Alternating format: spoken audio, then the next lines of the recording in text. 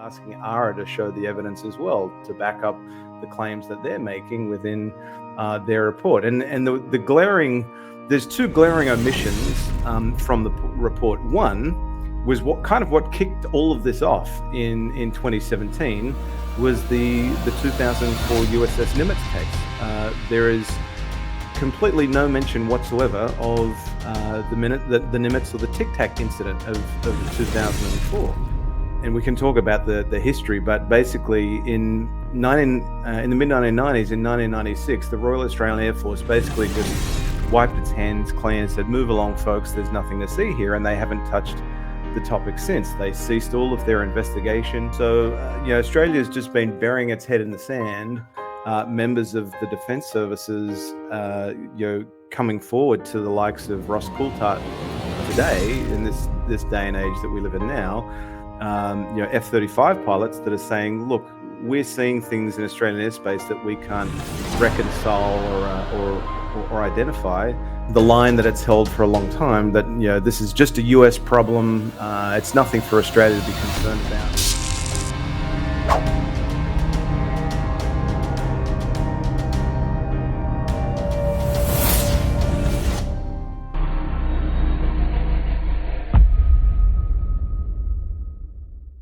All right, guys, welcome back to Total Disclosure. My name is Ty, and I'm the host and creator of the show. Today we're here, and we have a lovely, lovely show. We got the UFOs Down Under with Grant Lavac. Today is going to be so fun. I've been looking forward to this show for quite some time now.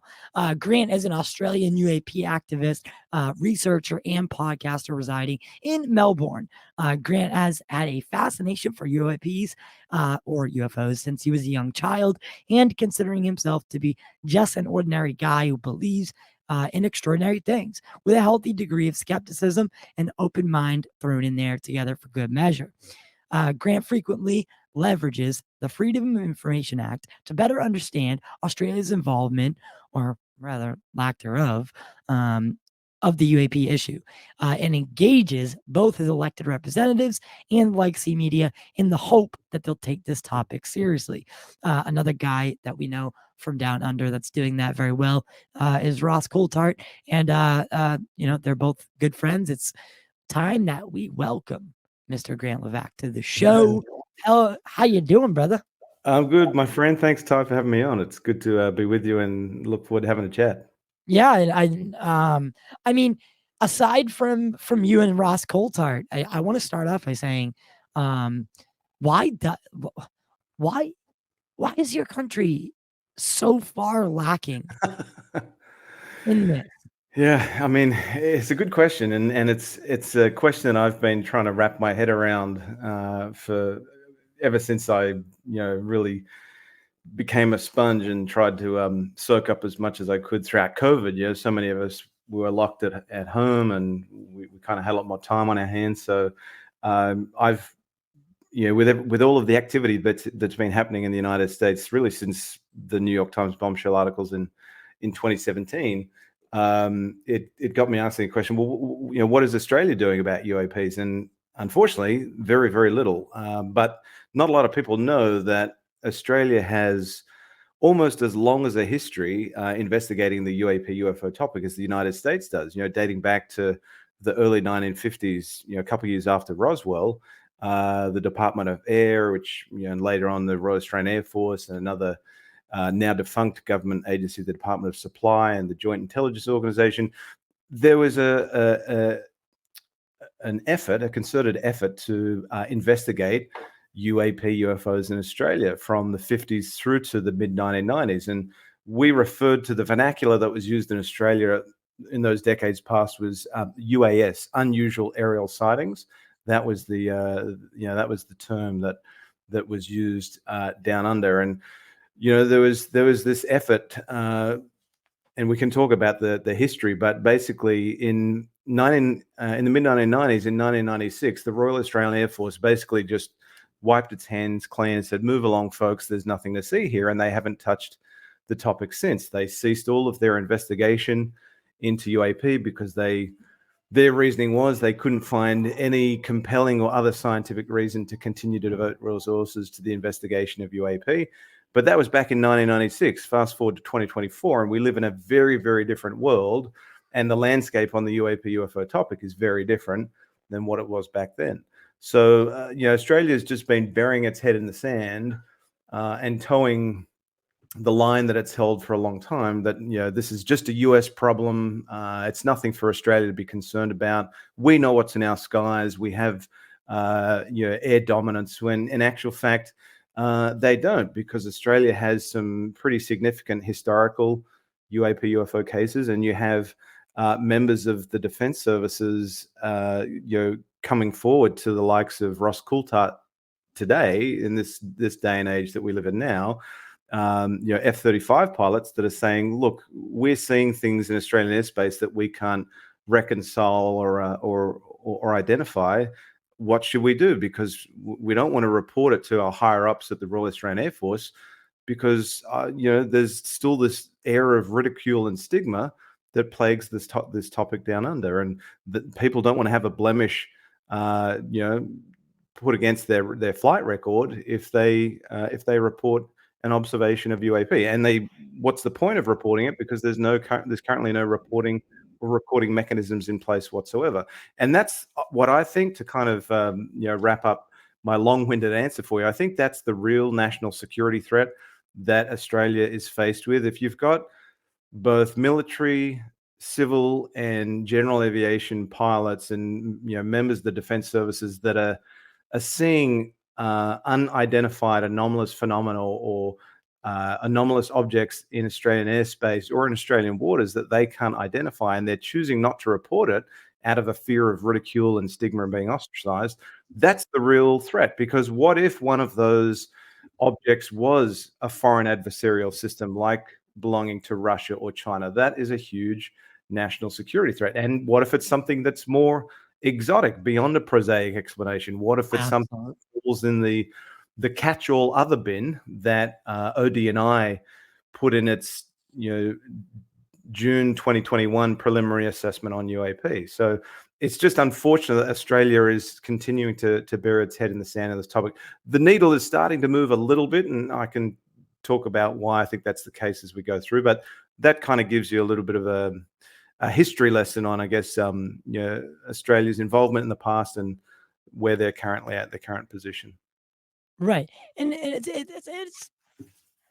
I feel that they're obviously, like when we talked about it before, a lot of people in the US, they think that this is a United States centralized phenomena, but they don't realize that it's global. And like you said, the Aussies have just as long a record investigating this, and I think that would be true to be said about any country that takes itself seriously in its advancement, right? China, Russia, Pakistan, you name it. If they have any capability and they're not looking into this, then they're doing themselves a disservice.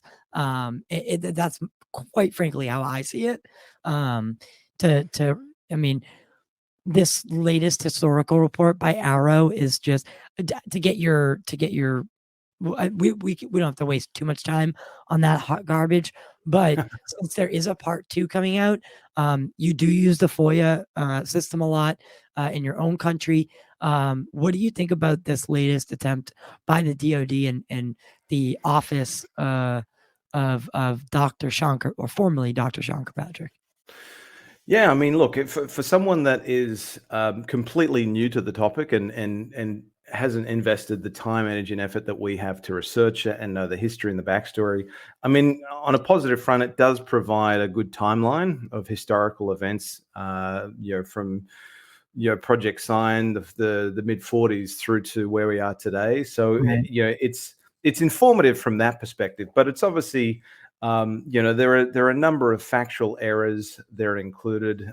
There's no substantiation to any of the claims that are documented in AARO's report. I mean, everyone's asking, David Grush to show the evidence, well, we should be asking AARO to show the evidence as well to back up the claims that they're making within their report. And there's two glaring omissions from the report. One was what kicked all of this off in 2017 was the 2004 USS Nimitz case.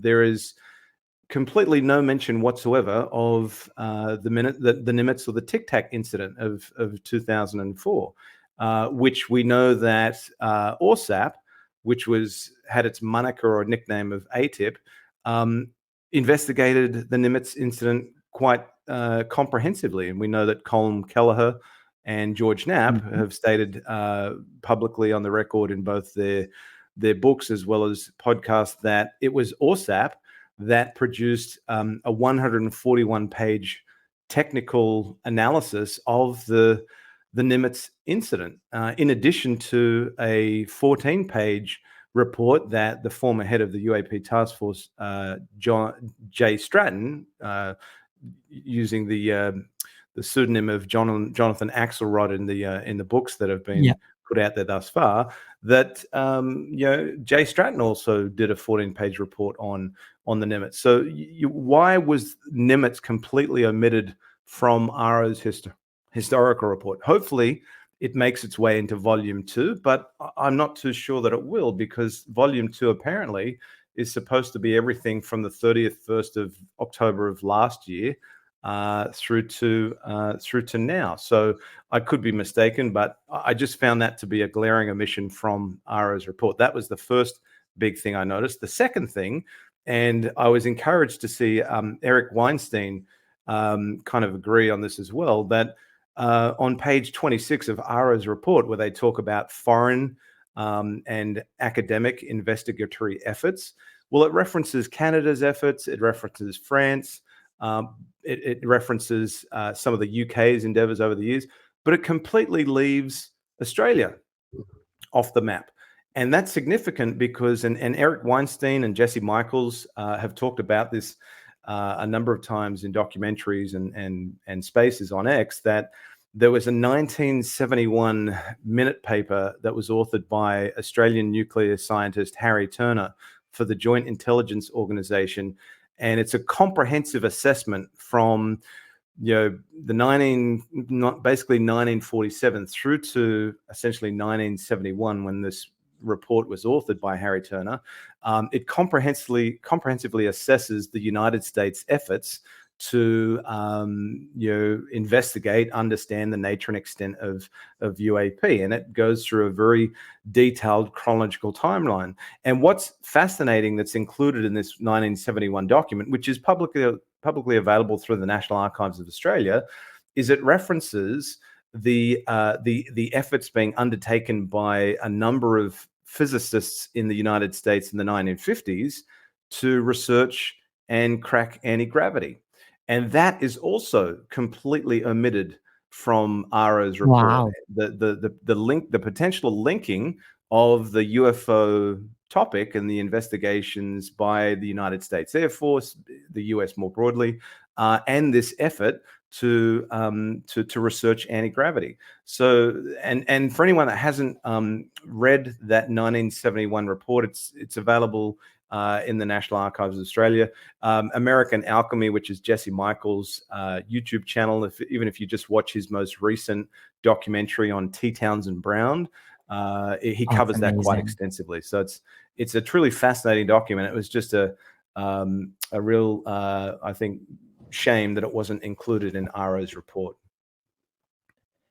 Yeah, and what's that other report that wasn't included? I can't remember. Was it the Italian?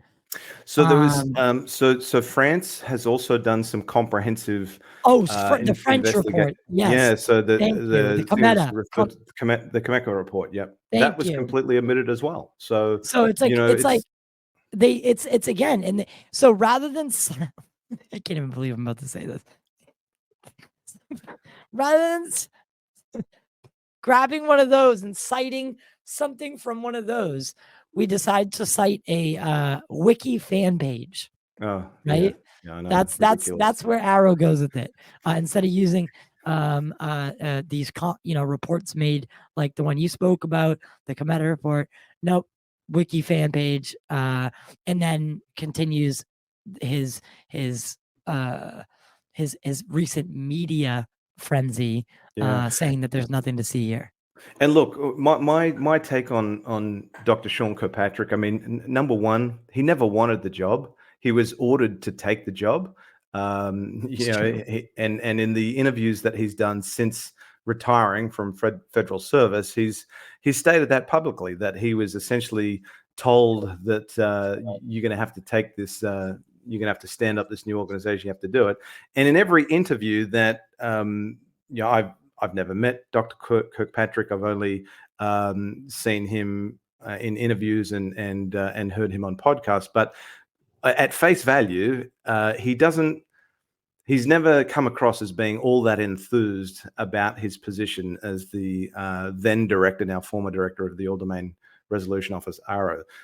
He comes across as he never wanted the job. It's a waste of time. He's just doing it as his last deliverable for the Department of Defense before he retires. And now he's off working at Oak Ridge, which has its own links to ufology with the likes of Battelle and so on. So I think there's, there is certainly a degree of a controlled narrative and a strategic narrative being played here, because number one, when you had this media event where AARO was talking about the report that was held by current acting director of AARO, Timothy Phillips, there was only select members of select media outlets that were invited. News Nation was left off the list. Stephen Greenstreet wasn't invited. You had other networks that were not told about it at all, and they only found out about it because that information links. So, they're inviting friendly media to a media event so that they can control the narrative and keep that strategic narrative in place. Yeah, and I don't even know if I'd call Greenstreet on our side on the UFO community. So, well, look, irrespective of what you think of Stephen Greenstreet and his reporting, I mean, the fact that there was a strategic decision made by AARO and the Pentagon to be very selective and not invite select media outlets. I mean, that does not bode well for their commitment to maximum transparency, which Dr. Sean Kirkpatrick stated in his op-ed in Scientific American, that AARO is committed to maximum transparency. Well, that's complete bullshit. If you just look at the select media that was invited and select media that was excluded from that media event, it doesn't bode well. The optics of that don't sit well for transparency. Absolutely not. Absolutely not. So let's jump into some territory, that you're probably, like I said, this is going to be something that you probably told or talked about many times.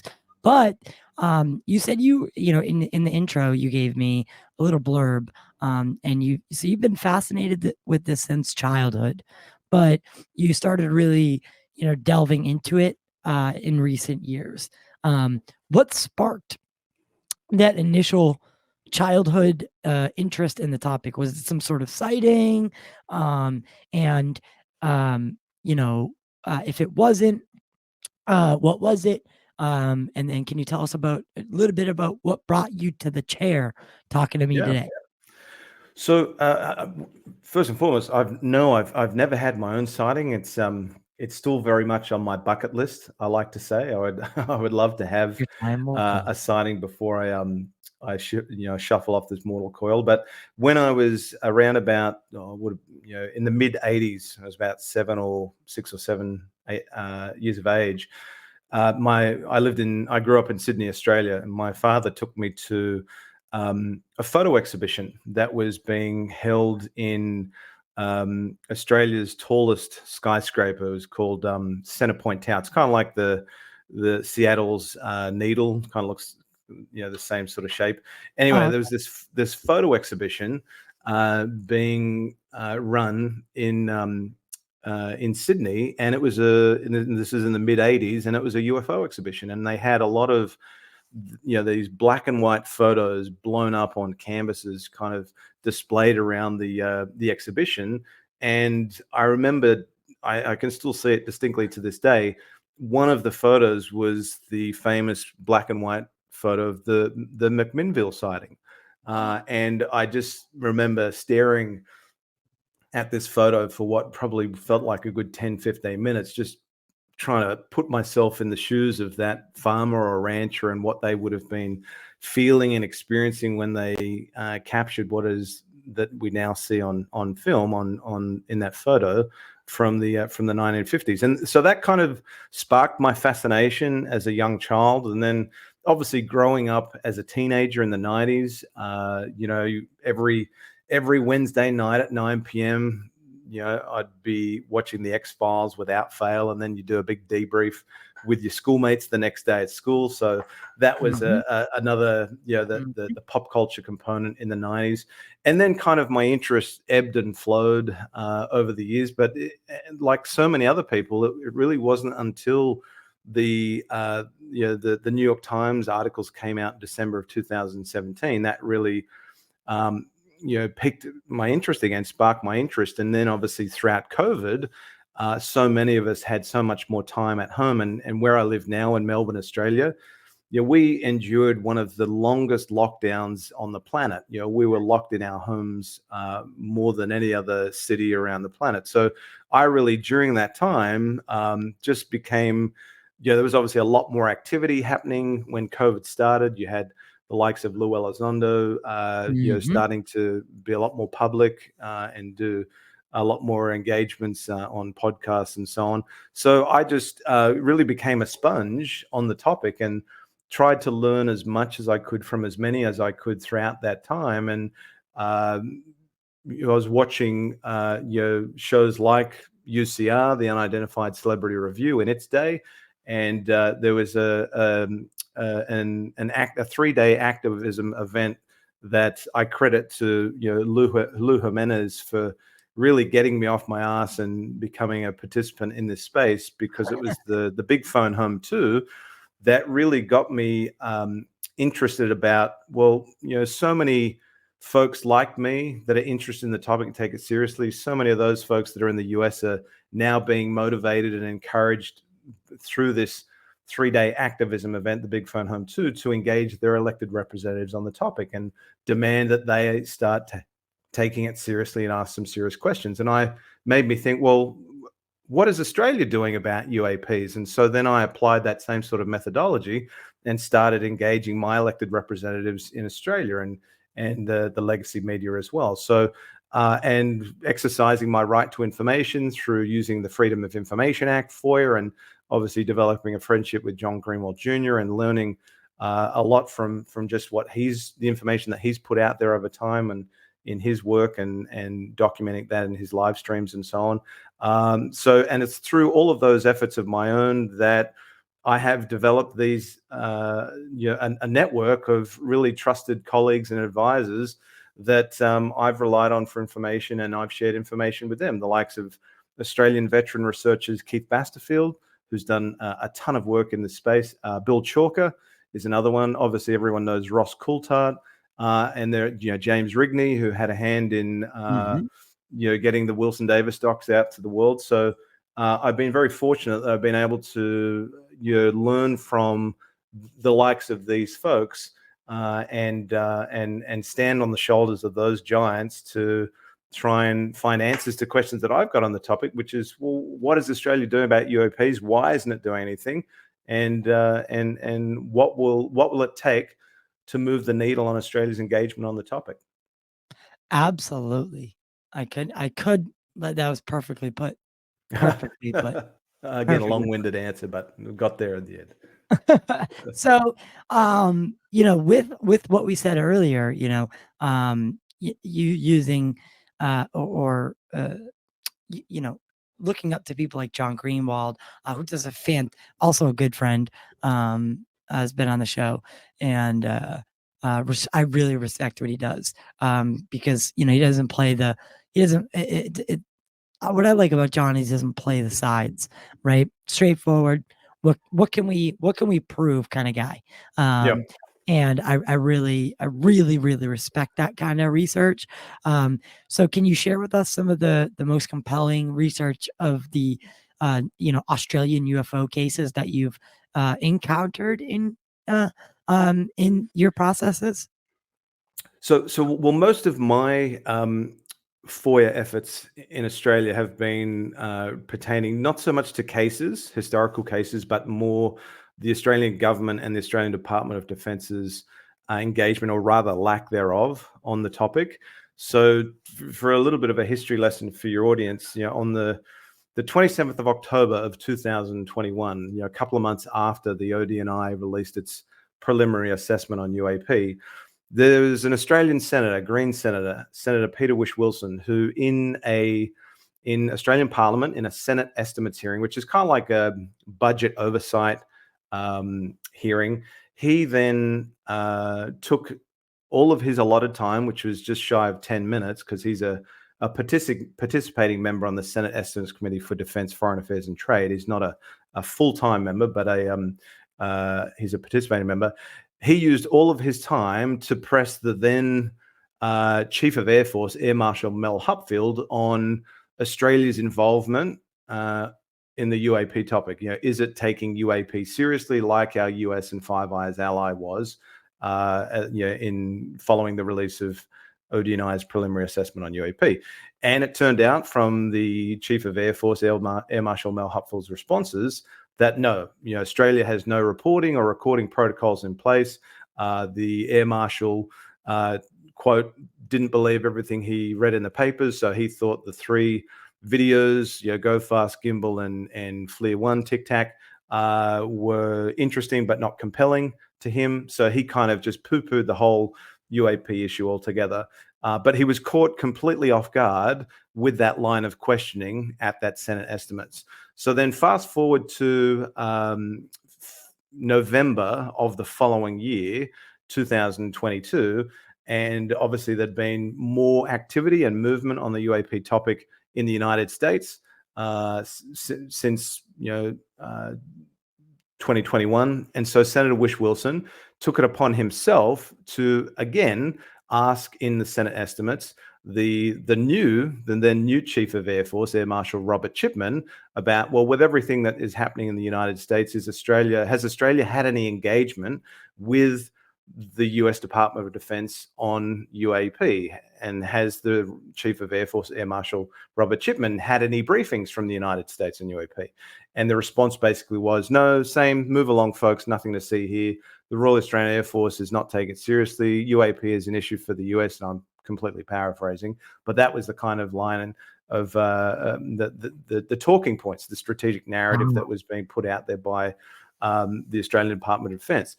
Now, so I had then started utilizing in 2020, early 2022, I believe it was, the Freedom of Information Act, to try and better understand what discussions and conversations were happening within the Australian Department of Defense on UAP following that initial hearing in October of 2021. And I was able to secure for release the most significant document from the Australian Department of Defense on the topic of UAP UFOs since a Chief of Air Staff brief in the mid-90s on the topic. And essentially this document was a Chief of Air Force brief on UAP, and it basically stated that Australia has no interest in collaborating with any of its allies on the topic. We're not taking UAP seriously, even though the United States deems it a national security and safety of flight risk. And we, the Royal Australian Air Force, determine that UAP are likely to be one of 3 things: natural or other benign phenomena, number 1; number 2, sensor errors; or number 3, foreign adversarial technology, or maybe our own technology that's been misidentified. So without having investigated the topic of UAP since 1996, And up until that point in time, without having formally engaged the United States on the UAP topic to request a briefing, and having not been privy to any of the classified information that was included in the classified reports that were provided to Congress, from the ODNI's preliminary assessment on UAP and reports thereafter, the Royal Australian Air Force is miraculously able to determine what UAP are likely to be without having any of that engagement. So again, wiping the hands, saying there's nothing to UAP. Now, since then, there have been a number of other documents that have been able to secure for the release through FOIA, essentially updates of that Chief of Air Force brief on UAP. And fast forward to October of last year, and we now know through documents that I've been able to get released through FOIA that not only is the Royal Australian Air Force and Australian Department of Defence now more engaged on the UAP topic, it's also extended its engagement to the Defence Science and Technology Group and the Australian Space Agency. So if there's nothing to UAP, why is the Australian Department of Defence expanding its engagement across these other services? And the big thing that really was frustrating and eye-opening was, folks might remember that in May of last year, then Director of AARO, Dr. Sean Kirkpatrick, attended NASA's public meeting on UAP with the independent study team. And he was asked a question about, well, does AARO have any engagement across the Five Eyes? And Dr. Sean Kirkpatrick revealed to the world that he had just hosted his inaugural Five Eyes Forum on UAP. And the Five Eyes, for your audience, is the United States, Canada, the UK, Australia, and New Zealand. So that really piqued my ears pricked up when I heard that, because that told me that if there was a Five Eyes Forum on UAP in May of 2023, then Australia, you would assume, would have been involved in those discussions. But then we find out through questioning from Senator Wish Wilson later in that year, as well as FOIA requests from myself, that the Australian Department of Defence, when asked a question on notice from Senator Wish Wilson, did Australia attend a United States briefing on UAP? The Australian Department of Defence completely denied their attendance altogether at that Five Eyes Forum. And that was in July of last year. And then Senator Wish Wilson continued to press because he wasn't satisfied with that answer. And a lot of the questions that Senator Wish Wilson has asked of the Royal Australian Air Force and Australian Department of Defence, I've actually drafted and submitted to him for consideration, because I've developed a relationship with the senator and haven't had ongoing engagement with him. So to wrap the story up, July of last year, the Australian Department of Defence is saying, no, we didn't attend the Five Eyes Forum on UAP. But then fast forward to December of last year, when they're getting continually pressed on, well, why didn't Australia attend? Did Australia even receive an invite to attend the Five Eyes Forum? If it did, why didn't it accept it? So at that point in time, in answering that question, the Australian Department of Defence has done a complete 180 backflip and admitted that it did attend the Five Eyes Forum on UAP. So it said it hadn't in July, and then in December it's saying, oh yes, a defence representative based in the Australian Embassy in Washington, DC attended. So why the complete lack of transparency back in July? Why the deception potentially? Why is this the ghosting on the UAP topic from Australia's side? And it's just left more questions in my mind as to why Australia has been so reluctant to enter the conversation on the UAP topic, when it's formally been welcomed with open arms by the US Department of Defense by way of Five Eyes Forum on UAP last year, and now ongoing engagement with AARO going forward. So the Australian Department of Defence is playing a very strange game on its interest and engagement on the topic, and that sadly continues. That's wild, though. That they would, because that's so clear. It's like a spit in the face, right? When you find something out like that, because either there's only a couple different things that could be happening there. It's either straight up deception, or it's incompetence, I right? totally agree with you, and I think it could be a Both are combination of both. Yeah, both very dangerous, yeah, and both need to be addressed. So regardless, right? Regardless of anything, they should be being. It blows my mind. And if is it going to take, is it going to take how much more pressure, from the public, is it going to take in your country for them to start taking this seriously? And that doesn't just go for Australia. I'm not picking on Australia. This goes for a lot of places. totally, You know, 100%. Well, and an interesting thing. So this happened only a week ago that historic discussions on UAP took place in European Parliament. There's a gentleman who chaired the hearing, Francisco mhm. Gugliero, I think his name is. I can't pronounce his surname, but so he had uh, discussions on UAP in European Parliament, and there was a representative from the SCU there asking questions. Ryan Graves tuned in remotely to weigh in and answer questions that the committee had. You had Peter Skafish of the Sol Foundation there as well. And I found it interesting, I've been following the Sol Foundation quite closely because a part of their mission is to provide policy guidance and policy recommendations to other nations' governments, so not just the United States, but other nations around the world, to assist them with policy implementation, governments to take the topic of UAP seriously. And the question that Peter Skafish asked of the chair, Francisco, was, what can the Sol Foundation do to assist with policy guidance, recommendations, implementation, and basically, what will it take for the EU to start taking the topic seriously? And the response that Francisco gave was political will. At the moment, there's a lack of political will, and that is very true of Australia. There is a complete lack of political will and motivation to advance or elevate the conversation on this topic. There's only one senator still in Australia, Senator Whish-Wilson, who's taking this topic seriously. So unfortunately, we don't have this point of critical mass in Australia that there is in the United States at the moment, where you've got the likes of Burchett, Anna Paulina Luna, you've got Jared Moscovich, you've got Burleson, you've got Andy Ogles, all of these guys that are pushing hard for greater transparency on UAP. We're not there yet in Australia, and the EU is not there either.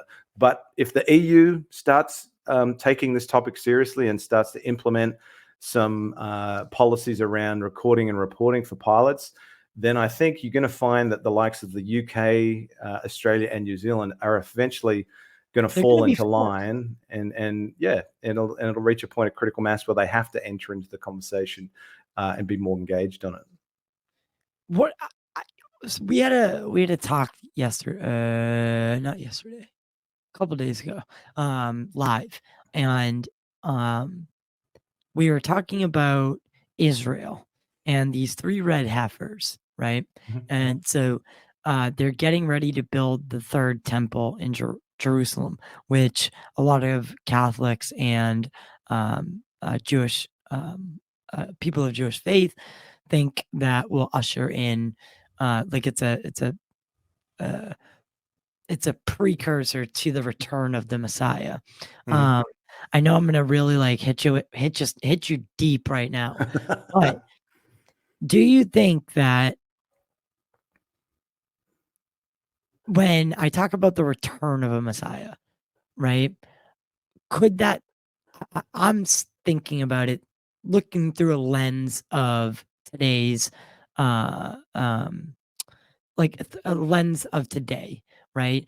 What ancient people may have saw as God or divine, we probably call extraterrestrial alien. And that's what I'm under the guise as. So when I hear something like return of the Messiah, I think return of an extraterrestrial. Do you think that all these dominoes are starting to fall since 2017 in some weird way? Do you think that the Five Eyes or whoever is behind mythical groups like the MJ-12, right? Like in the United States, whoever's running this behind the scenes, Do you think they know something might be coming? Oh man, that's a big question. That's a loaded one. Well, look, I'm an atheist, but I'm very agnostic on the UAP topic. I think there is certainly a there. What that there is, I don't know. I mean, we know that there is a smorgasbord of options on the menu that it could be. The ET hypothesis is one. That's probably the most fantastical and exciting one for most folks. Or NHI is used more broadly. I mean, interdimensional has been talked about, future human or extratemporal, ultra terrestrial. I mean, you've got all of these, things that UAP could be, in addition to natural phenomena, which and misidentification, obviously, planet Venus, meteors. I mean, that's a big part of sightings. A lot of it is misidentification. A lot of it is probably top secret technology that is in the holdings of the US government as well, and I'm sure has been in the holdings of other governments around the world too. So misidentification is, and as well as folks that choose to take advantage of gullible minds and those that are susceptible to suspending their disbelief and hoaxing sightings, and those, I think those unfortunately will always be part of this conversation and other conversations. But misidentification and hoaxes will always play a big part, but that's not what we're interested in. We're interested in the 1 to 3% of cases that are truly anomalous that AARO has not yet gotten to the bottom of, and the 3% of cases that the Royal Australian Air Force said it could not offer a ready explanation for before it washed its hands of the topic and said, we're not doing any more investigative work on this topic because we can't identify any other compelling or scientific reason to continue to devote resources. But my pushback to the Royal Australian Air Force is, well, if you can't fully identify all of the cases, if there's 3% that are unresolved, and some will be due to a lack of data and so on, but isn't that enough of a compelling reason to get to the bottom of those 3%? I mean, look how many cases there were in Project Blue Book that went unresolved. It was about 750 something cases that were unresolved. Because at the end of the day, it only takes one to be something that is completely exotic, non-prosaic, if UAP are one of those things that I mentioned before. So as to what UAP are, again, it's anyone's guess. I certainly think it could be one or a number of those things. Certainly that's what we're hearing from folks, the likes of David Grush and others, Carl Nell. David Grush, said he undertook interviews with 40 primary witnesses over 4 years as part of in his official capacity. When are we going to hear from other first-hand witnesses or whistleblowers that can support the claims that David Grush has made before Congress under oath? And I think that, we've heard rumors of there being other witnesses, first-hand witnesses and whistleblowers that may be coming forward, but we're not there yet. So I think time will hopefully tell that we have more cooperative information or even evidence that will back up the claims of David Grush and hopefully support what he has said thus far. But to go back to your question, are we being prepped for something? Oh, that's a tough one. I mean, you've heard from folks like former CIA guy John Ramirez. You've heard from UK intelligence, former UK intelligence Frank Milburn. Ross Coulthard has mentioned it once or twice as well, that there's, I think Anjali, who you've had on your show recently, there was rumors of 2027 being a fairly significant. Elizondo alluded to it as well. Yeah, significant year. So is there something that some folks know that is coming down the pike? Who knows? But that's certainly what people are saying. Right? Think about it. We have the Hubble, right? We have it up there, and no matter what, we were always going to put a better one up there. But the drastic capability change, and how drastic it was, I mean, they took so many risks getting that telescope up there. So many things could have went wrong, where billions of dollars would have just been blown away and up in space. You don't do that for no reason. And I know everyone's like, well, you do it because you want to find out about the universe. Yeah. You also do that through defense contracting, right? Because scientists aren't the only ones who are going to be using that telescope. And I think that maybe they've seen, like an asteroid, how we can predict when it may arrive and when it will cross paths with us through its trajectory, yada, yada, yada. And I think they may have noticed something with the Hubble, couldn't make it out all the way, designed the James Webb to be able to do so, and put it up there. Now they have confirmed that this thing is intelligently controlled and that it's on its way this way. And it's not just the 20 diameter thing. This thing's probably the size of Texas. That's my guess. I'm just playing around with some theory here. But and that is what is launched this real, because everybody from Joe Rogan to the average person is asking, why now? Why now? Yeah. Look, it's an interesting point, and it kind of have you ever seen that movie Deep Impact with more? So they talk about ELE, extension level event, and that in the film there were people within the government and the defense that knew something was coming, this massive asteroid. So is it plausible that Hubble and James Webb have picked something up in distant space that is anomalous? Or look what happened only in the last couple of days. There's a gentleman on YouTube. He goes by his channel, I think he goes by Professor Simon, and the SETI thing. Yeah, so he's he's had someone from within SETI, and I'm only retelling what he said on his channel, but he's had a source reach out to him and say that SETI has picked up some pretty compelling new WOW signals that Doppler shift data, blue shift, red shift, and you can look at his channel, Professor Simon, if you want to watch these 2 videos he's done where he talks about it. Yeah, I'll link them in the description below. It's a really fascinating,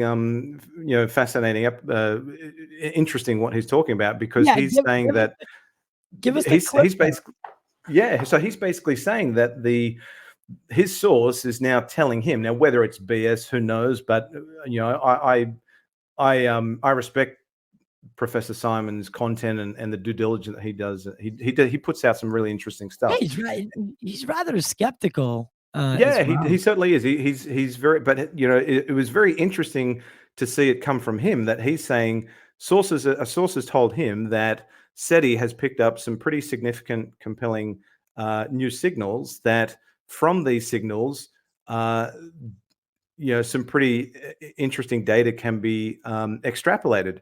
And he talks about images can be extrapolated. So it's obviously the beginning of the beginning on this kind of bit of news. But it'll be very interesting to learn how that story progresses and advances. Is there something that is known about within the halls of SETI or within NASA that manned the James Webb and its predecessor, the Hubble?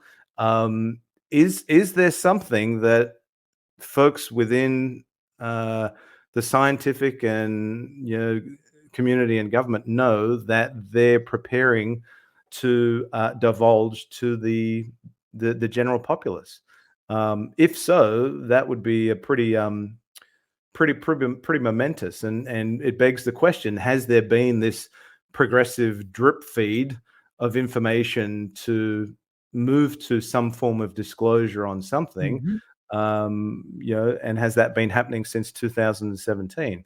Time will hopefully tell. But I mean, what an exciting time to be alive. I mean, I'm 45 years of age. My parents, they lived through only one UAP hearing in their lifetime. That was in the in what was it in the 50s or the 60s, or maybe one or two, and we've had three in only the last 3 years. So the conversation on this topic is only getting stronger, and like a small ball of snow that starts rolling down the hill, it's gathering speed, mass, size, traction. It's only going to get bigger, and I don't think there's any stopping this this train now on this topic.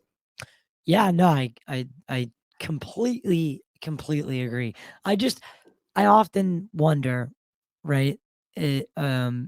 Just because it's the drip feed thing, and it seems like not only in pop culture but in your everyday life, right?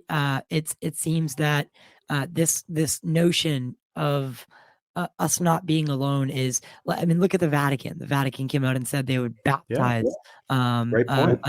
a non-human intelligence. I mean, the Vatican is also issued statements on They've embraced the possibility of there being NHI. Yeah. absolutely, and that we're all God, quote unquote, God's children. So I don't think it's coincidence, right? It doesn't feel coincidental. And what Grush talks about a deal, right? A deal that was struck, maybe, potentially, who knows? Now, if we look at that and we extrapolate, maybe not a deal that was handshake deal, but could it have been more like a, I don't really know how to describe it, but like an unspoken thing. And it's an unspoken thing that, I mean, the governments know that scout ships are here, and they have been since the 40s. And it's all been, it's all been in lead up to this event that's about to take place.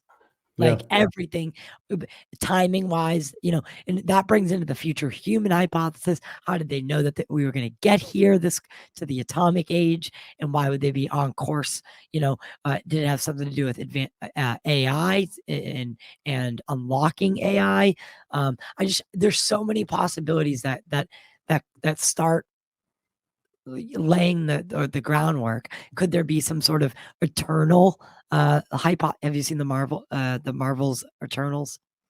I haven't. No, I haven't watched it. So could there have been people here that blend in and are just not of this earth, and they stay out of everything, but they're watchers and they report back? Yeah, right. The The Black zoo Knight hypothesis. satellite. Yeah, exactly. The zoo hypothesis. And then the Black Knight satellite. So there are a lot of things that I think point to, I think in your lifetime, should you should we all both live long, healthy lives? I think in our lifetime, we'll absolutely see contact. I'm not talking, ladies and gentlemen, we are not alone. I'm talking full on contact. Yeah. And I think the public's been being braced for it.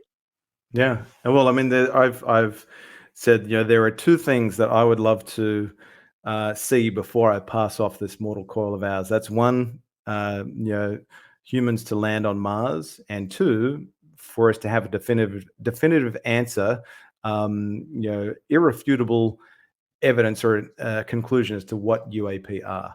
And again, with everything that's been happening within the last 7 years, I mean, it feels like everything's. I mean, I've said this so many times. It's for those of us that are engaged on the topic and take it seriously and find it truly intriguing and fascinating and want answers.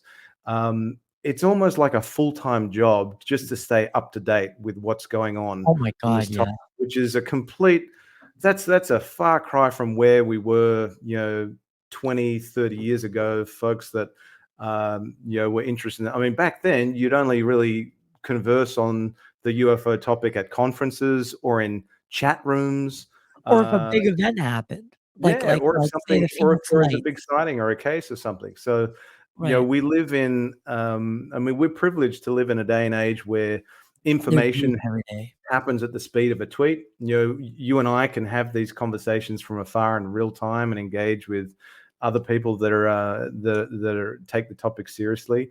So and that's why I think the UFO community is in a unique position where the legacy media is now done and dusted, in the sense that they're always trying to play catch up with what the late breaking news is on the UFO topic. It's folks in this community that are, the John Greenwalds that are doing the FOIA requests, other folks that are doing their research or have sources, Ross Coulthard and others. They're putting this information out first before it even hits the legacy media. So I think you probably start to see more and more revelations come through boutique media, not just social media, but the small media outlets as well. That and News Nation, to their credit, they've kind of taken the bull by the horns and led the charge on reporting the UAP topic, and they're leaving everyone else behind in the dust that don't want to touch it still, which is so bizarre to me, that you would think that if you're the legacy media, like the ABC or NBC, or one of the big stations in the States, or one of the big papers, that You got to be the amount of public interest there is on this topic of UAP UFO, it would be a no-brainer from a ratings perspective. Can I tell you something? Why would you not cover it? So I have contacts so I did an internship at the news, and I have many contacts there at a news channel in Boston, and I pitched, literally straight up pitched a segment like once a week, nothing big, just because it's a big channel in Boston, in New England. People watch it. It would have a lot of eyes on it. Given the data of News 7 in Australia, given given even a little bit of money and a platform, and the people will come, right? They may not be watching live on television, but your YouTube channels are gonna bump up, your online presence are gonna come up, right? And Boston, it's not New York City, right? There's not there's not stabbings every other night, right? It's not like that. So it's not like we have a ton of news or fun, engaging stories that the public has. And I just think, and I no answer, laughed out loud, basically. Zero answer, and this is from from someone that has given them stories, right? Has worked for free in their building, and they wouldn't even consider, not even consider it. So it's weird.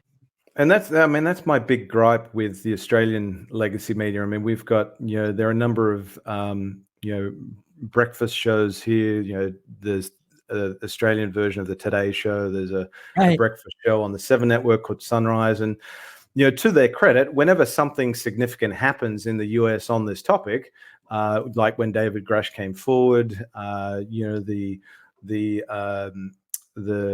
ICIG had its SCIF meeting with members of the Congressional Oversight Committee. They cover those stories, but it's just copy and paste journalism. They just spit out the same stuff that's been talked about in the United States. They won't exercise a shred of journalistic due diligence on this topic and ask the question, well, hang on, our US ally is taking this topic very seriously from a national security threat and safety of flight risk perspective. What's Australia doing about UAPs? And why aren't they asking, those that we elect into positions of leadership in Australia and those in positions of authority in the Australian Department of Defence, why aren't those media outlets that are privileged in that they have a unique platform that reaches a huge audience. They're not even bothering to ask questions close to home about, well, why isn't Australia taking this topic seriously? And I've tried to engage the legacy media a number of times. I've called them out when they have not. I mean, a case in point, the Today Show, I think it was only a couple months back, they had, I mean, for God's sake, they had The Bachelor from Australia's version of The Bachelor, who happens to be an astrophysicist, but they had The Bachelor come on and offer some commentary about Oh David my Grush God. and, Oh my God. just the optics around that. I mean, there are plenty of other folks in Australia that take this topic seriously, like Did they Ross play the Coulthard. X-Files music? Well, thankfully they didn't in that segment, but that's my other gripe. They always play the bloody X-Files theme. They'll take any chance they can to take the piss out of the topic and just throw up the ridicule and stigma card, and they just treat it with such derision and lack of respect. They just throw shit on the topic the whole time, which is so frustrating. That's one thing I do love about Corbell, because the I forget the last channel that did it to him, but one of the last channels they hit him. It was him and Nick Pope, and they played the X-Files theme, Oh yeah. and you see him come on, and he's just like, you can see that look, like, because Yeah. they, like, he's like, he's pretty serious about it, and like, he's adamant that they don't use that kind of stuff if he's on the show. So I'm sure, like, he talked about it on Weaponized, and they played it, and he just came on and just like started tearing into them. Ripped them a new one. Good, Yeah, good, because and they think they can get away with it, and we're past that point. We're past the point. We're past the point of no return where this topic is being taken seriously as a national security threat and safety of flight risk in the United States. well, Other countries are starting to take it seriously. Canada has its Sky Project Canada. yep. We know that Brazil has had a hearing, was it last year or the year before? You've had obviously the debacle of things happening in Mexico. Everything outside of I think the Nazca mummies being presented was of significance and importance. You've now got discussions being had within European Parliament. So there are more and more countries around the world that are taking this topic seriously from a government perspective, and that's why Australia needs to get its finger out of its ass, like the UK and New Zealand, and do the same. Before I move on to civilian, one last thing. I mean, especially with the military, I mean, this is a good segue, actually.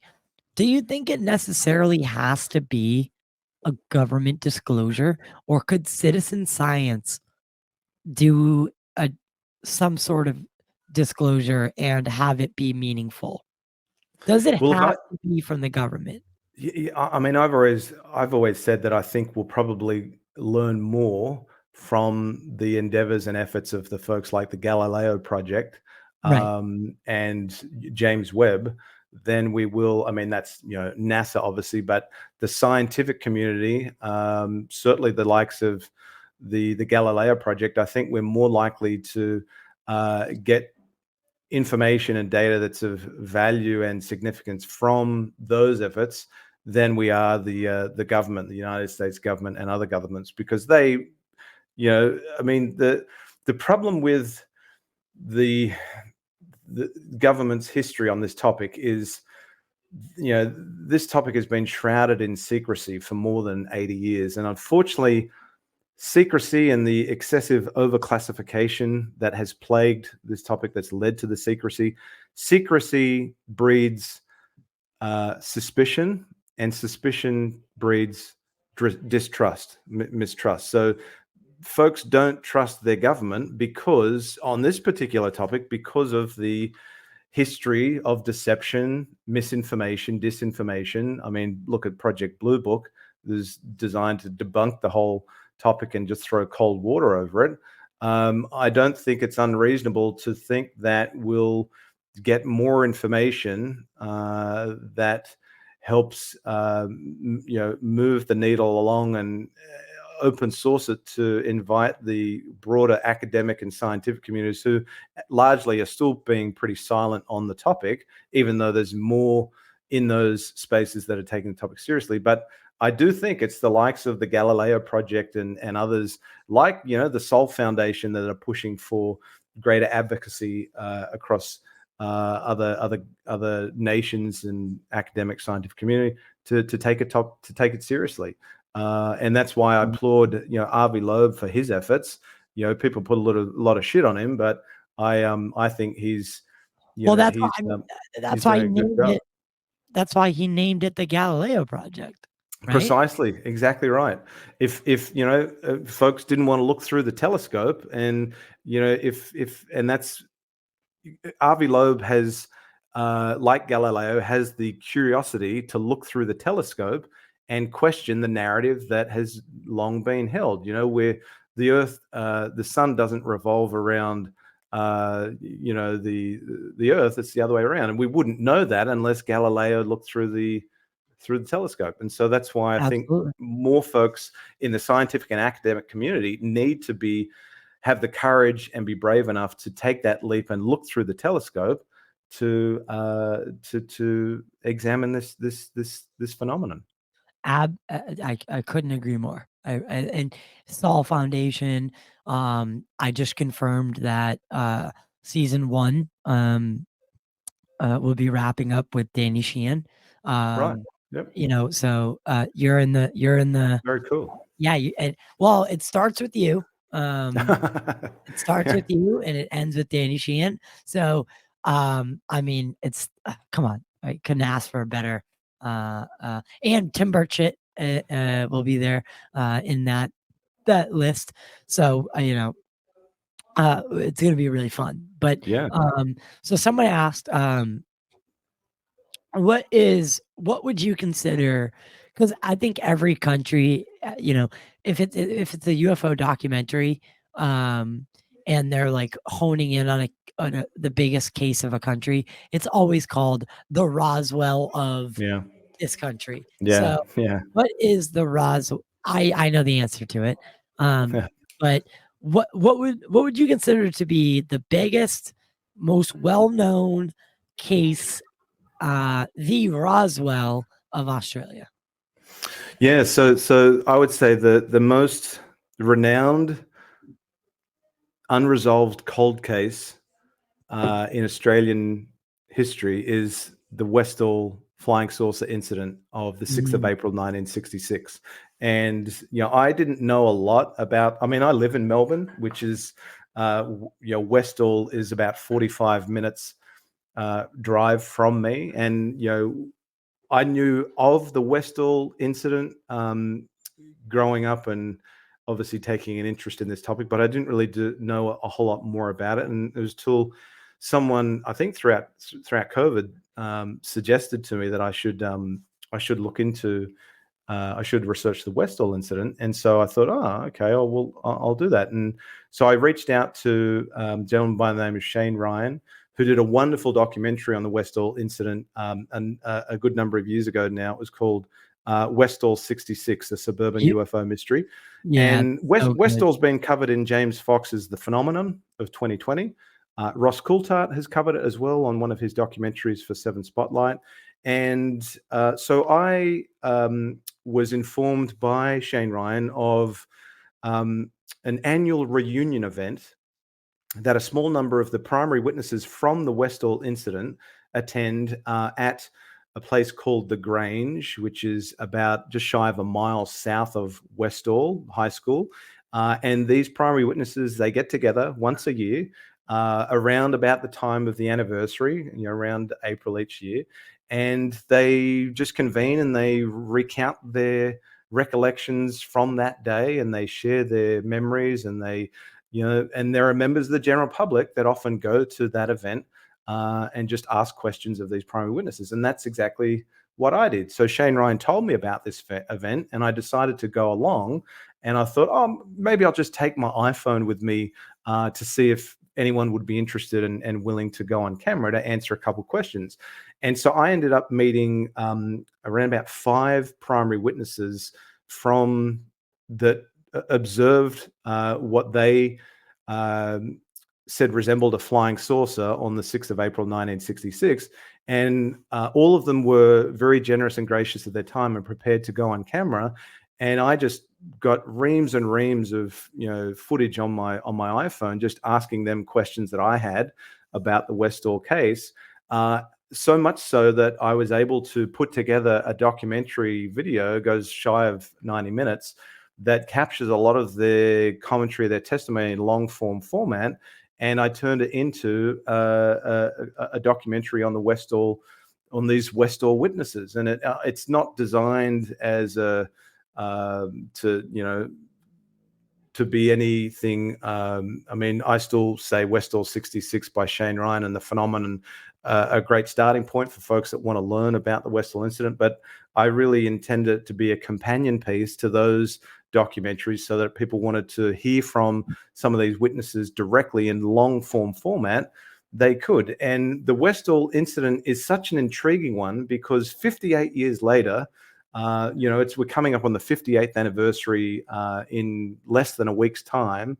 Yeah. And it's 58 years later, there's still been no formal or official explanation from the Australian government or the Australian Department of Defence as to what it was that was observed in the skies above Westall High School on the 6th of April, 1966. And as a quick summary for those that don't know about the case, approximately 10:20 in the morning on the last day of term on the 6th of April, 1966, several hundred school children, it was a school of about 500 students, and several hundred, about half the school, these school students saw, it's a bit ambiguous, some saw 1, some saw up to 3, what they described and reported as being a flying saucer in shape in the sky above their school, Westall High School, and that one of these flying saucers moved to a densely wooded area south of the school called the Grange, where a lot of the high school students would do their cross-country runs. And one of these flying saucers was reported or alleged to have descended to the Grange or even make contact with land at the Grange. And you have then obviously reports of military on site before the end of the school day, locking down, closing down the school, putting up no entry or barricades so that the Grange area couldn't be accessed. And students were told to shut up about it. They were told that nothing to see here, move along, folks. You didn't see anything. You're not to talk about this.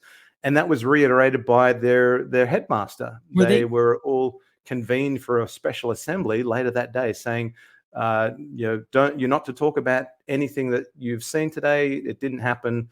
No one's to talk about it. And one of the teachers that also observed something in the sky above Westall High School that day, his name was Andrew Greenwood. He was 20 years of age on the day. He was a science teacher, and he received a knock on the door either later that evening or in the evenings shortly thereafter. And he had uniformed members of the military, what he assumed may have been the Air Force, knock on his door unannounced, unsolicited, and say, you're not to speak of what you saw at Westall, because if you do, it will be very easy for folks to reach the conclusion that you were drunk on the day of the 6th of April, 1966, and your job will be in jeopardy. So if it was nothing, if it was a nothing burger, if it was purely prosaic, why were so many folks told to shut up about it? And that's the big frustration. I'd just say that's the big frustration that I got from these primary witnesses that I interviewed, is that they obviously want to know what it was they saw, what's responsible for what they saw in the skies above their school. But what really frustrates them the most is they were told to shut up about it, and they were told to stay silent. And I think that's what frustrates them the most. I can't. I don't know if I'm confusing this with the other. You might think of the It, Ariel school sighting in Zimbabwe. Is yeah. that the one? Well, yeah. For this particular detail, I don't know if I'm Oh. about to, um, if I'm about it. Yes, I don't know if I'm about to confuse the two, but is it was it this case where they denied that the military went in,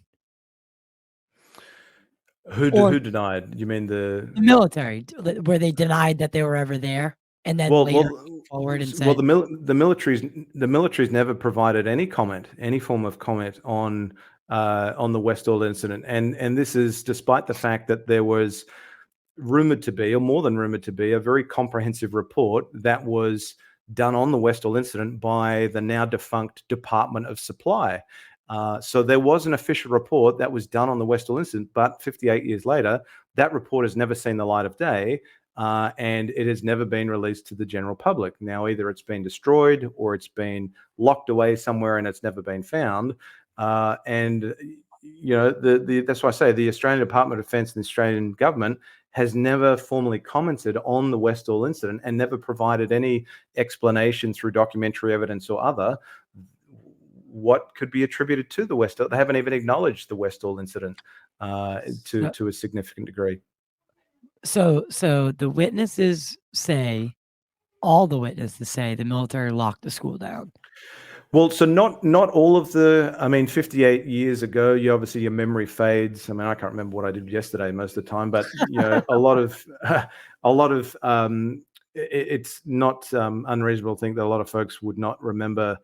You know, so the primary witnesses that I interviewed at this reunion event last year, uh, they were 12, 13 years of age, and one of them was 16 years of age, who was actually a market gardener. He wasn't actually at the school. So you had not just school students and teachers, but you had other members of the public see something as well that weren't on the grounds of the school that day. And, you know, That's these are all right. teenagers. And a teacher as well. And so obviously for folks that were children that were younger on the day, they may not remember, or their memory fades over time. And I certainly, you know, I know from my experience, my memories of when I was 6 or 7 years of age, I can't remember nearly anything. So it's not unreasonable to think that memory does fade over time. Some students don't remember if they saw military. Some say they didn't see military, but then there are others that say they absolutely saw military come in jeeps and trucks, and they kind of cordoned off the Grange area. And there were reports of you know, military with Geiger counters, you know, kind of metal detector type instruments, and even soil samples being taken from the Grange area where, you know, a flying saucer, if it was that, made contact with the ground, and it was, you know, was something retrieved. Who knows? You know, there's the witness testimony around something having landed at the Grange is inconclusive. You know, it's being questioned and challenged, but it's certainly clear that something was seen in the sky above Westall High School on the 6th of April 1966. And there have been a number of prosaic explanations that have been put forward, and I cover one of them in my documentary.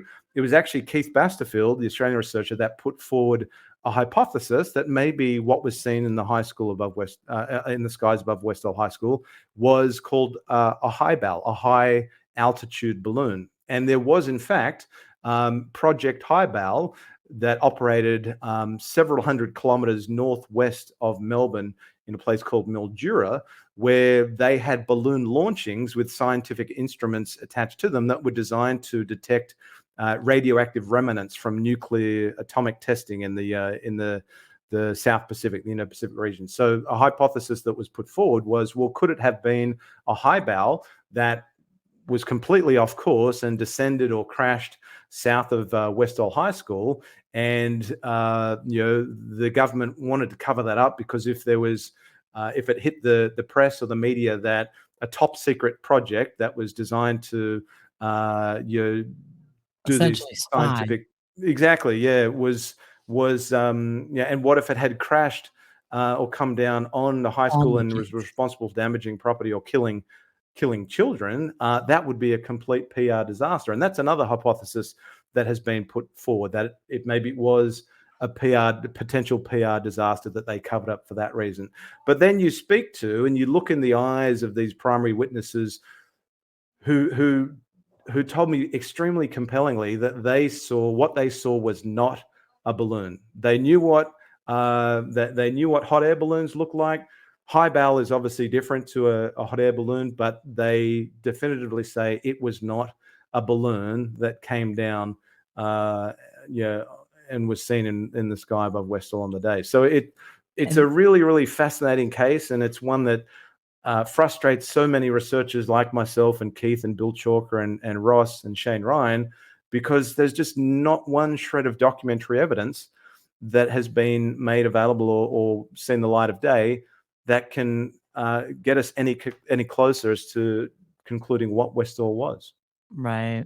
Yeah. Like in comparison to, like, say, the Rendlesham Forest incident, where there's like a plethora of documentation to say something Audio happened recordings that and all day. that as well. Yeah, exactly. Yeah. Yep. And so the children also they did report beings that day. So that's where you might be confusing it with the AARO school sighting in Zimbabwe. So in yeah, so was that the one where they're fading? They looked like they were phasing in and out of reality. I'm not. I can't speak to that, but I know that. Where it looks like And they were running. what is similar across Westall and the AARO school sighting is that it was a mass sighting incident. It was a mass sighting event. It involved children, and the difference being at the AARO school sighting, a number of the children reported seeing beings and having some form of contact with beings. That's right. Yeah. Right. Whereas Westall, there is not any reports that I'm aware of that are, let's say, credible, that talk about beings being observed. No, you're absolutely right. Now it did. So now I can, in my head, I'm differentiating them. The two always, like, I tend to blend details. And I have easy to do across those two cases. Yeah. But it goes to show you that, because in one of my questions to you is, what was it? God, now I can't find it. Of course. And I mean, that's an I don't know a whole lot about the AARO school sighting. I mean, other than just what I've seen with a documentary that was put out a year or two ago. And I know Dr. John Mack researched it, obviously, but that's another fascinating case. But Westall is the one at home that I've been doing my homework on. Like, looking ahead, this is what I was going to ask is, what developments or trends do you anticipate, but or have you seen in the UFO field? And this is one that we see is sightings, a large number of children citing something and being given a message of some sort, technologically, and this is that trend goes through a lot of alien abduction scenarios. Now, again, I'm kind of a nuts and bolts guy myself, but what is your take on the abduction phenomenon? And yeah, look, it's not one that I've ever entered into the foray on. I've always kind of, like yourself, been very nuts and bolts and trying to.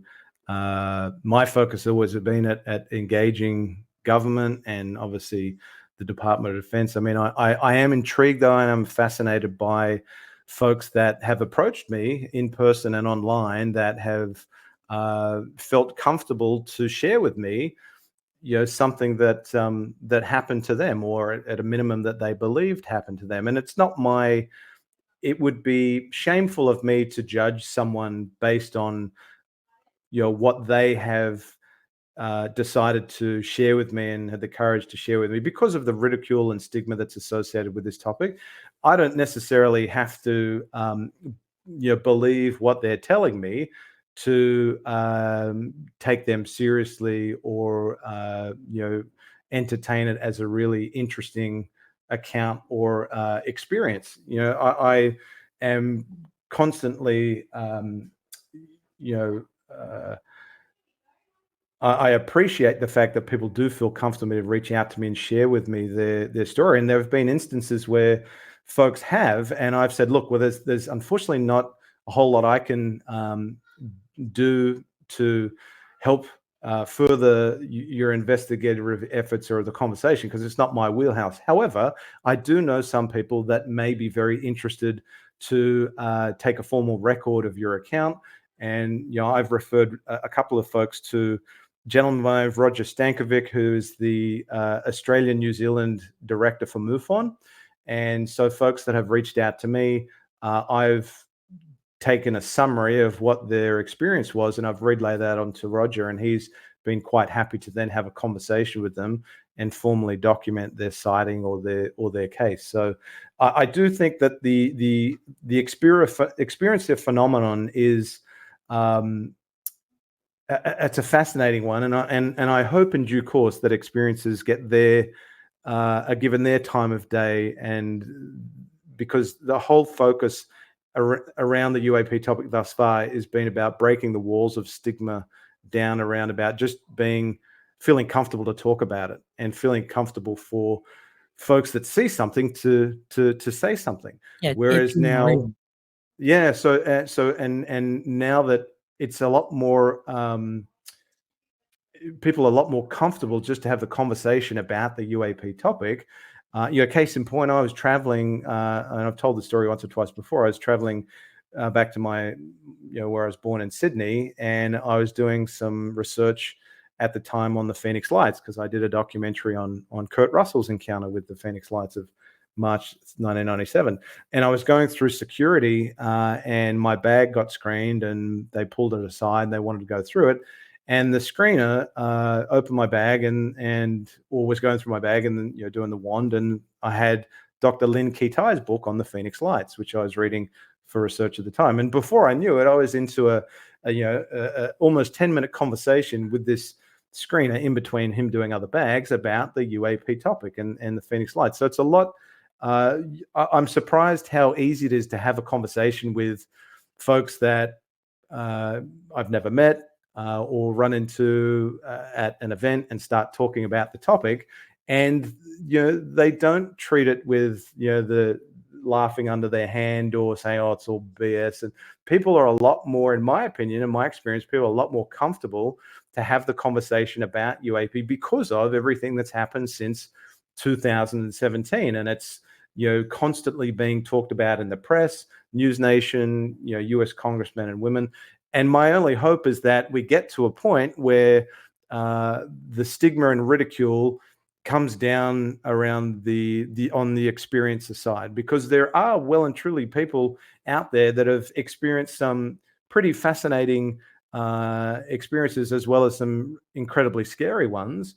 And I only hope that they reach a point where they can feel comfortable to come forward, and the likes of folks. I mean, Whitley Strieber, we know he's been one that's talking about his experience for a long time. There have been many, many others that have come forward, and the more conversations that are had at the experiencer side, and I know that there was, there are some experiencer groups and coalitions out there. There's the was it UAP UAP Med, which is Ted Rowe is a part of. There are a number of other experiencer groups out there as well, where they're advocating for the conversation to be had at the experiencer level, and it's creating a safe space for experiences to come in and open up and have the conversation. So hopefully, just like on this topic, where more and more people start to talk about it, and there's a degree of safety in numbers, that will ring true for experiences in due course as well. That's it's amazing. Do you think? I mean, because think I always, or when I have an experience on the show, I mean, one person said it to me and it kind of put it into context. It was like, think about this. We are the last group of people who can say that we've been kidnapped and potentially sexually abused and not taken seriously. Like they are the last group of people that can do that, that can say that and not, be taken seriously. Because, this day and age, uh, everything, everyone's, there's this equality movement for everybody, everywhere. So, Yeah. I mean, it really is the last frontier of people who can say that, they potentially been sexually abused and like the cops will literally laugh at them, and that's a sad truth. Hopefully that, this topic is more mainstream and becoming more mainstream, that those layers of the onion start to peel away, and we can have that conversation. I mean, I asked Tim Burchett on the show. I think he said I was the first person to ever ask a congressperson about it. I was like, if you found out alien abductions were taking place, what would be Congress's reaction and what would you do? And he just stopped, stared into the camera and said, son, what could we do? It's a terrifying thought. Yeah. It is, and that's why if we reach a point where, I know Bryce Abel often talks about, well, it's maybe not disclosure that we're hoping for, it's confirmation. A lot of folks that believe that there has been a non-human intelligence presence on this planet for 80 plus years, or there is non-human intelligence that is beyond our planet. I mean, if we reach a point where, like we were talking about before, does this feel like there is something coming? If we were to reach a point where we are given irrefutable evidence or confirmation as to what UAP are, whether it's non-human intelligence, interdimensional explanation, ultra-terrestrial, future human, the day that happens, the day that we have a conclusion or a definitive answer as to what UAP are, if it's one of those options, then that completely validates the experience of phenomenon, and it adds a lot more weight to the experience phenomenon, and then that conversation, I believe, can be had. Now, hopefully, we get to a point where experiences get their time of day and they can talk about their experience and not feel like they're going to be ridiculed or ostracized before that happens. But if and when that day comes, I think then that completely opens up the door for the experience of conversation to be had, because then the cat's out of the bag, and we know that if there is NHI, then it's not beyond the realm of possibility that, well, experiences may have had a pleasant or very unpleasant experience with whatever it is that UAP are, and that needs to be talked about. Absolutely. And again, couldn't have said it better. My friend. So you've been lucky enough to be able to have a relationship with someone like Ross Coulthart, and these just absolutely like amazing people in ufology. And what's that been like for you, and for someone who is starting in the field, and maybe, this is just speaking generally, is dissuaded, by, because you said earlier, I mean, this is a full-time job in itself, Yeah, right? yeah. Especially if you're I've doing what said they're doing. marriage and the UFO topic do not always go hand in hand. So Yeah, yeah. my wife Luckily, I have will, a girlfriend who is like so just as into it as I am, and she loves that. I mean, I work at 4 in the morning. I do a day job, and then I come home and this is my passion. I don't care if I make a single dollar doing it. Don't care. Don't care. You know, this is the path that I know I was meant to be on. And I think even though you and I are nuts and bolts guys, I think maybe you have that same feeling, like you're supposed to be here. Yeah, look, yeah, it's funny. I've always been intrigued by this topic, but my intrigue has only grown in the last 7 years, and I've just found it interesting that I mean, I've never asked to be on someone's podcast or live stream, or I've never asked to be put in contact with someone.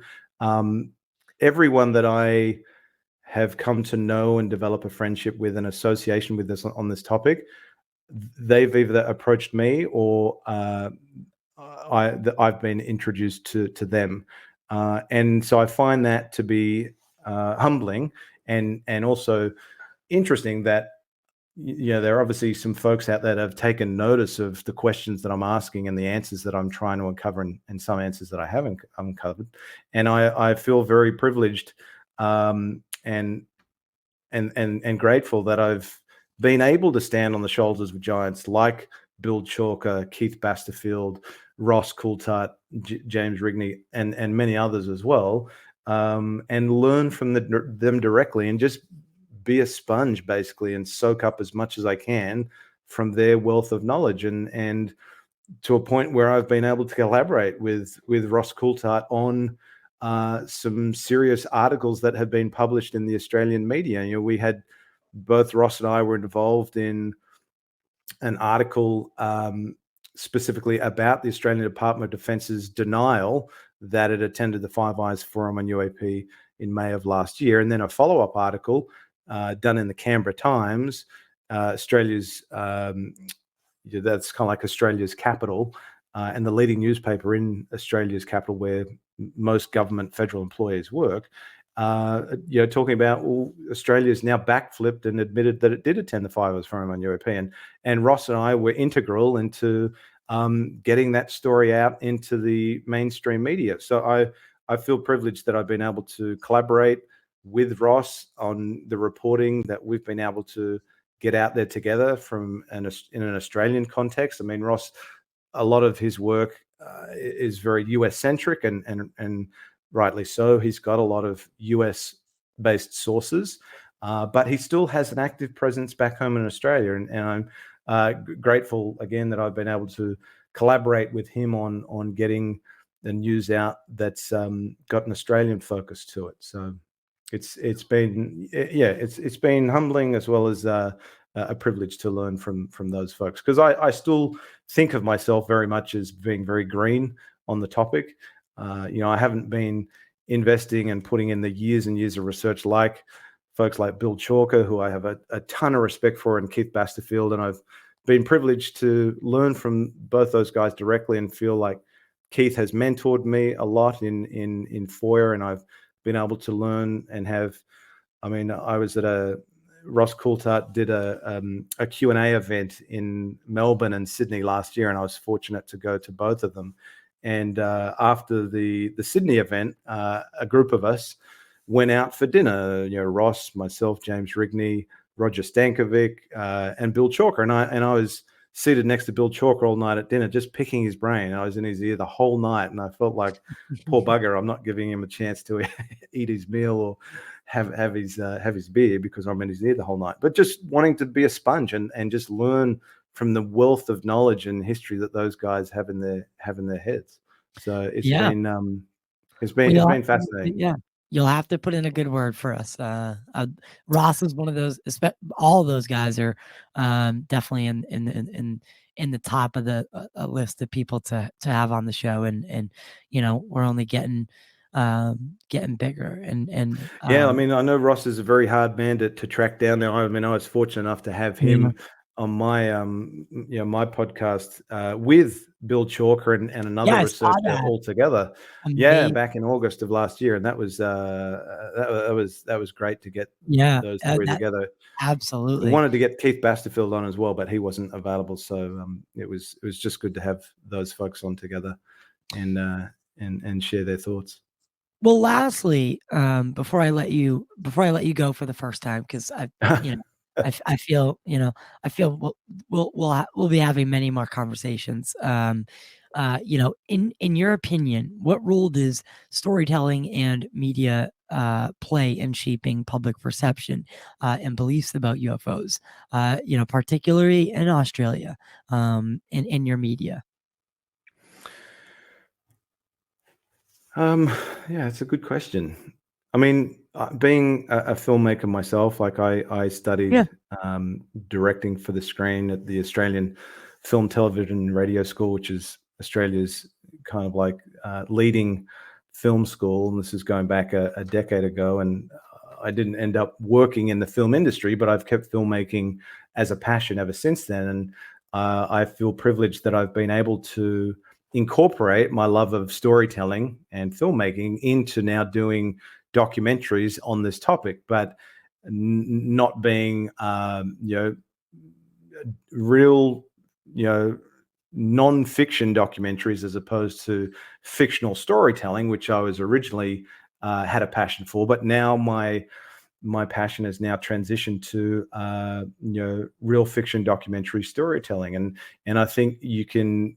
And through what I've done with obviously my documentary that I did on Kurt Russell and the Phoenix Lights and obviously the Westall Witnesses, I've been able to blend in, storytelling through, Kurt's history from his humble beginnings as a child actor with Disney through to his adult years as a serious actor and obviously my favorite all-time actor, and blend that in with his account of the Phoenix Lights. And we know that in 2017, when he was promoting Guardians of the Galaxy Volume 2, he was on, for those that don't know, briefly, he was on the BBC's The One Show, and he revealed to the world that it was he and his son, Oliver Hudson. It was he that, he was the general aviation pilot that called into air traffic control at Phoenix Sky Harbor International that he was seeing 6 lights running back over the airport, and air traffic control was not pinging anything on their radar. So he was crazy. Yeah, he was the general aviation pilot that called in, that reported the Phoenix Lights, and that came out in 2017. 20 years after it happened, and then he talked about it again with Jimmy Kimmel the following year, and only recently, he and his son Wyatt Hudson were on, I believe it was Jimmy Kimmel again, talking about Wyatt, his son, has also had a sighting of UAP UFO, and Goldie Hawn has had his Kurt Russell's longtime partner, has also had her experience with the phenomenon. So it's interesting that it kind of runs in the family, but I feel fortunate enough that I've been able to blend my love of storytelling into non-fiction documentary filmmaking, and I think more films that are done like that, they resonate with me. I connect with those stories a lot more, like the documentaries that James Fox puts out, Shane Ryan, obviously telling a story, but telling it in a way that is truthful and respectful of the facts about the case and the experiences of the individuals involved. The ones that actually do what an investigative documentary are supposed to do and don't just, throw alien, scary alien cut scenes, the cut quick B-roll shot of the alien like turning around creepily, like investigative filmmaking. Yeah, and love or hate him. I mean, I don't agree with his position on a lot of things, but I am very envious of Stephen Greenstreet's filmmaking. He actually he produces. He's a really good editor. He has a ton of production value in what he puts out there. I just don't, and I imagine many others don't necessarily agree with the story or narrative that he's telling in I'm what sorry. he's putting out. Are you saying Stephen Greenstreet or Stephen Greer? No, Stephen Greenstreet. Okay, because I was gonna say even Greer's documentaries are done in a way that I like. Yeah, the production values there, and it is. you know, there is Greenstreet, that his Skinwalker Ranch series, the first 4 episodes, because he milked. Talk about milking something. He milked that one night at Skinwalker Ranch. yes. Um, He did, and I mean, I've got my own thoughts on Stephen Greenstreet, which I'll be sharing he blocked me. in hopefully the not too distant future, as that's another project of mine. I do envy and applaud his his production skills, because he does do some great work in putting together a finished piece. They had me, like, those episodes, they had me hooked. I was like, Yeah. I was eager and asking, like, "Hey, when's the next one coming out?" And, even though him and I had, were arguing in other forums, I was always like, "Hey, you do really good work." Like, I really like, again, what you said, the production value. I think, like, even in one of his videos, he goes to where he has his own UFO sighting, Mhm. right? Talks about it, and then just, like, dismisses it, like, and puts the garbage on it, like, "Oh, must have been a secret tech," that it is what it is. And I'm just like, "Oh god, you could," like, where how did it start? How did the basement office start from what it was and end to what it is? Like, Mhm.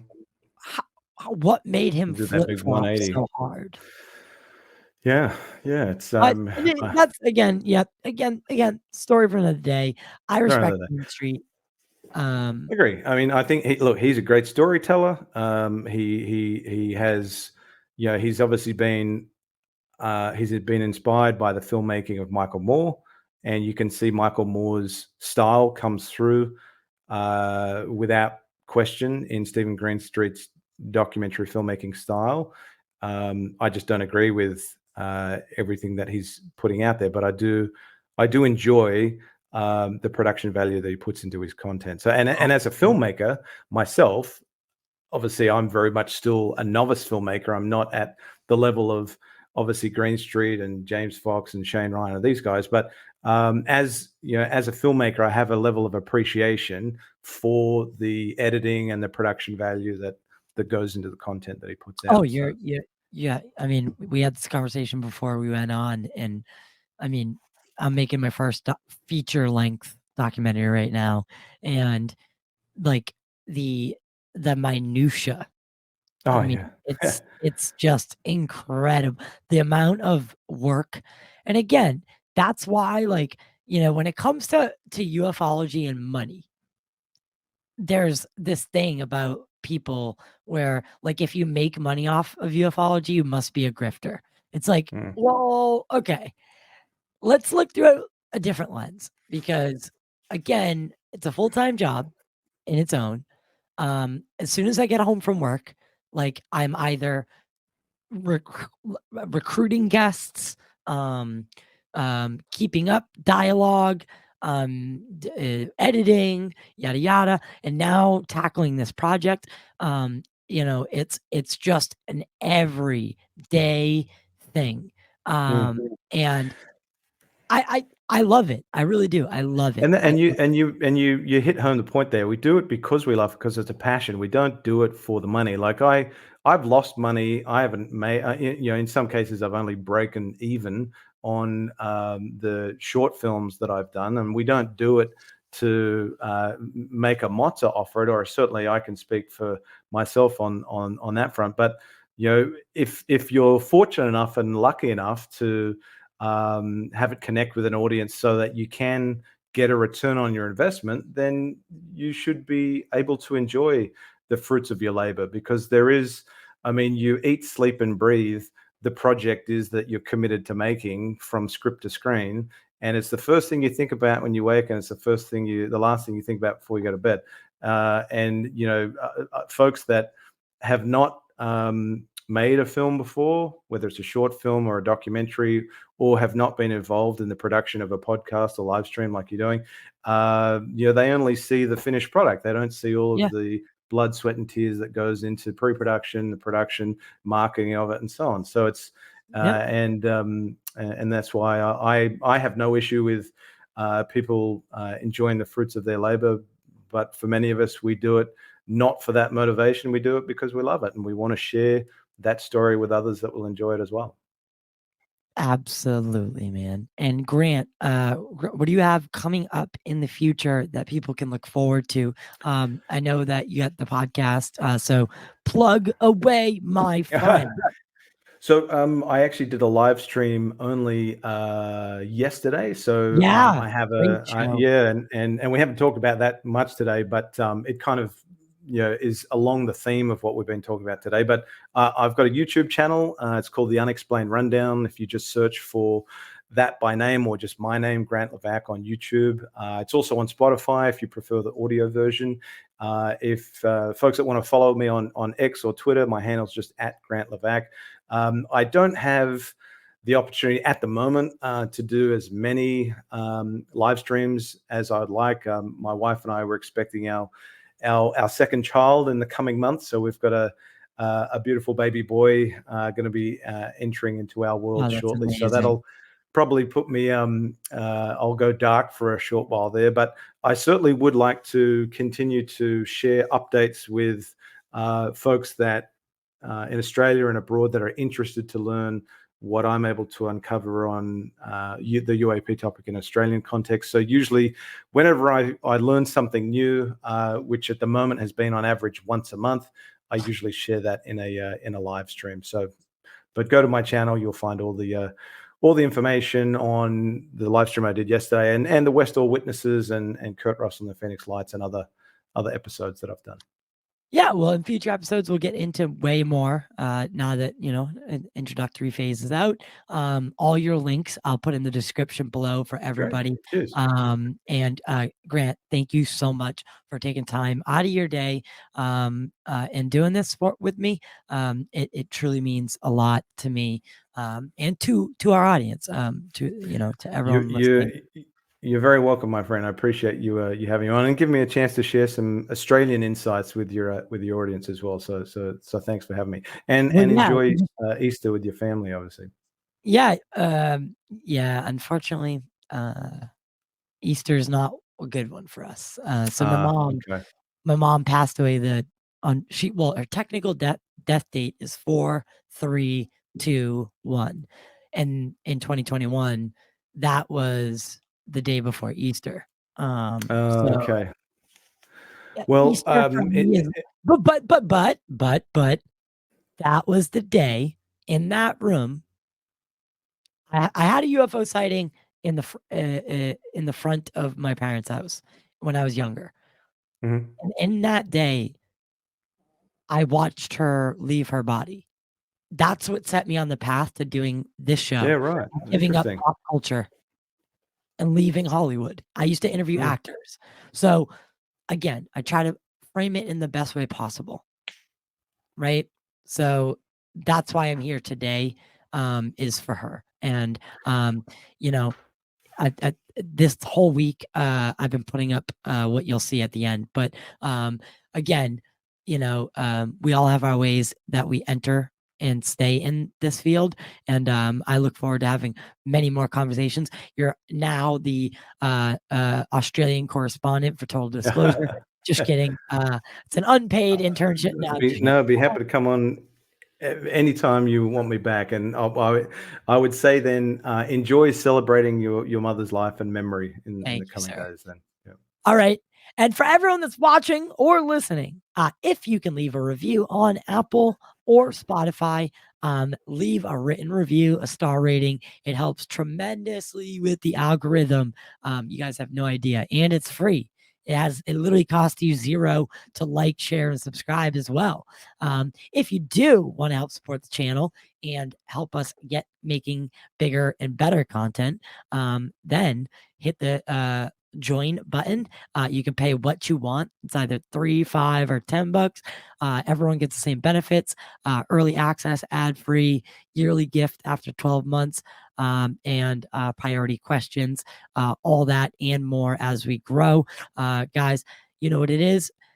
Give a like, give a thumbs up, and we'll see you next time. Thank you again, Grant. Thanks, Todd.